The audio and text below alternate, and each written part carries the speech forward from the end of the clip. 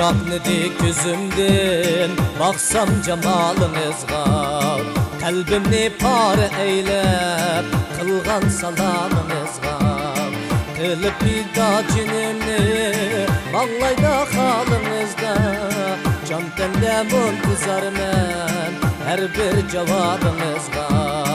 Otni yıkıp yürekke ey bir vafanım beysiz, aşkınızda küydüm ben zerri muğemmeysiz. Otku silip cinimni halını çektim eysiz, artık çidaş birenmey keldim canabınızga. Eyiplimem cananem, men musirimni eytay, kaçan geçe muhabbet, derdini yekke tatay.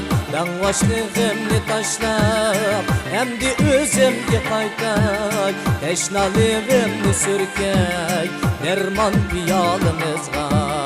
Gelse bahar kızılgın, çaşkan eryan nurunu, bulbulun zoki bilen, başlıgan şah nurunu, kakuk muzeynividin, kapkan erşat nurunu, alımdan siz yitemsiz, gelsem hıyalınızla.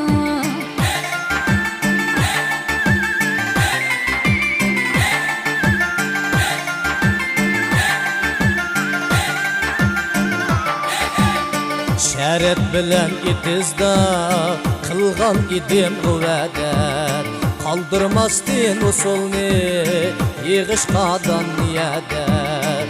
Çıkkanda hüddüsidin siz kaldığınız kayerde, top doğran ehkilormen her bir misalınızda. Yas dediniz humakız, esnep bitiş işini, günlerde bağladım bana, gündüzini işini, kılgan o sabıkıyla, ötküzmedim işini, keşte keşke teyyar, hem bir romanınızda.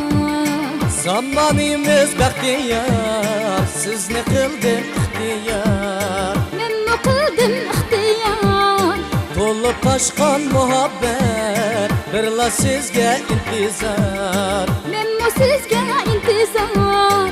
Şert mi tolup yetişti, hem ne kılıp ihtiyar.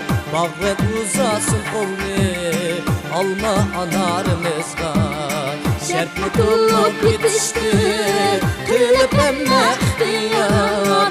Bağvet uzasın kolunu, alma anarımızga. Bulbul okur teşekkür, yeni baharımızga.